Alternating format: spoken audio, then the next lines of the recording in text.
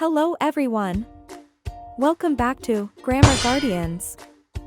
Today, we're diving into one of the trickiest pairs in the English language, it's and its. One tiny apostrophe makes a world of difference. Stick with me, and you'll master this in no time. Let's get started with some practice questions.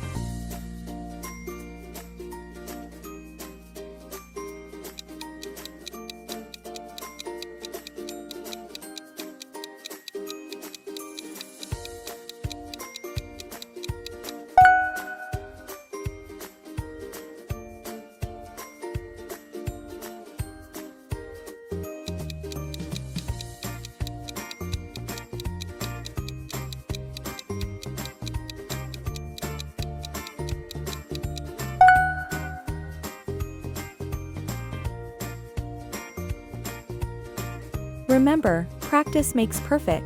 Check out our exercise videos to check your understanding further. Thanks so much for watching. If you enjoyed this video, please consider subscribing for more.